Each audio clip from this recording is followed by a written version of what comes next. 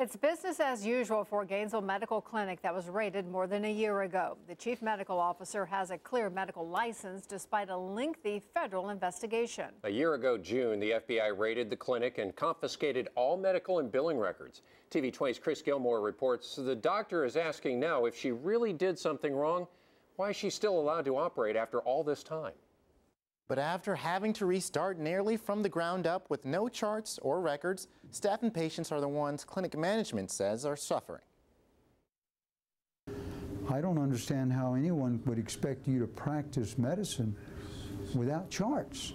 It would be like me taking your camera. But the Colasante Clinic in Northwest Gainesville is still practicing after a raid of their office last summer. They say, based on accusations that aren't true. They were in the process of investigating us for fraud, and that we were to remain here until they finished and that they were going to question us. An investigation that clinic director Dr. Ona Colasante speculates can be traced back to a clinic Colasante once owned but sold. Afterwards, there were allegations of mismanagement at the Hawthorne Medical Center Incorporated. Because the name was almost exactly the same, her bills and liabilities were confused with mine. So my credit was impacted because when Henry Schein or Merck Medical or Bell South or Clay Electric didn't get paid, they started calling me at home. TV 20 has reported just before that facility closed, owner Pat McCullough was unable to pay employees for at least a month. Since then, McCullough has filed for bankruptcy and her Hawthorne clinic was forced to close. And more than a year later, with slightly less employees and a chart library that's slowly increasing, the Colasante Clinic is still open for business, but not without a struggle. And still no explanation from the FBI.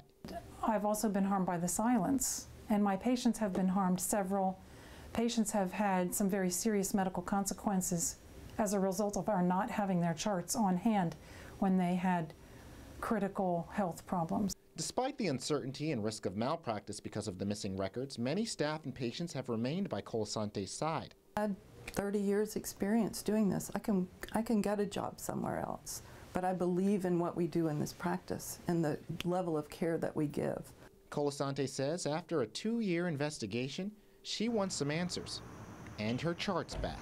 I don't know anything. The last time I spoke with one of my attorneys, I asked if he had heard anything from the prosecutor or the FBI agents, and he said, "It's radio silence. We don't know a thing." In a call back to TV 20 today regarding last year's raid, FBI representatives stated that they can't discuss any of the details of the ongoing investigation. Chris Gilmore, TV 20 News.